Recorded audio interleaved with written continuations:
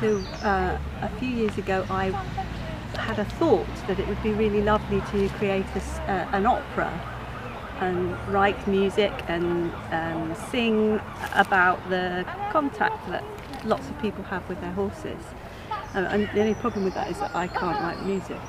So I needed to find some other people who would be interested in horses and music and theatre.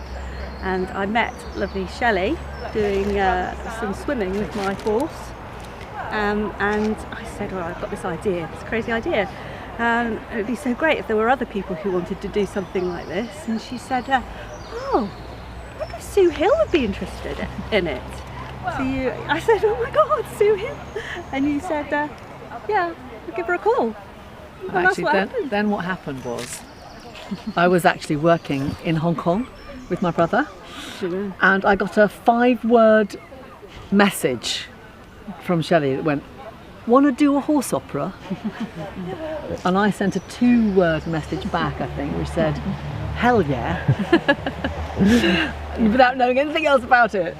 But it's sort of, we've just been very gently brewing it over the last 3 years. Yeah, so COVID held us up, but we were sort of still thinking and toying with things in the background, weren't we? Yeah, and loads of it is about finding the pause. So actually, weirdly, COVID gave us a pause and made us go even slower than we might have done otherwise.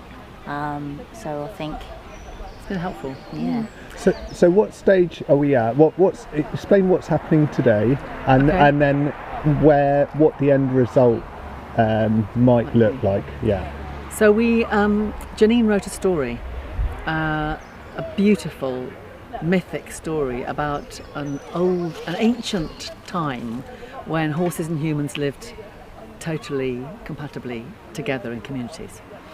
And then in the story, of course, time has moved on and things have gone a bit wrong, as things often do with communities.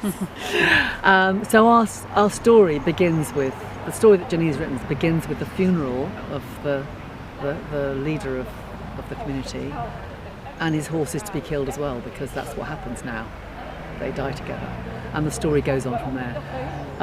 So we've been playing with ideas for this story, and there are elements of the story that have very strong characters. There's a kind of strong militaristic part, which we haven't really approached yet. This part we're playing with today is a sort of dreamy, nomadic, harmonious culture. So that's what we've been setting up in the park today, is how we can find the rhythm of horse, we can find horseness in ourselves, how we communicate with each other and with the horses. And so that it doesn't just become like a horse show like any other horse show, where you bring in the horses and get them to do what you want them to do. We want it to be so that we actually ask the opinion of the horses, and we actually get the horses to respond. And if it's clear that that's not where they're headed, then we move it somewhere else. So all of that is really important. Do you know what I mean? So that they're actually part of the creative process as well, rather than putting it on them. And the general public are getting their first kind of glimpse at it today. Yeah. It's not a rehearsal, is it? It's really we're just experimenting with things, you know. It's new for the horses to have people in costume. These are young horses as well, so they've not had lots of experience out and about. It's new for us to be thinking of writing on the spot rather than perhaps preparing before we come.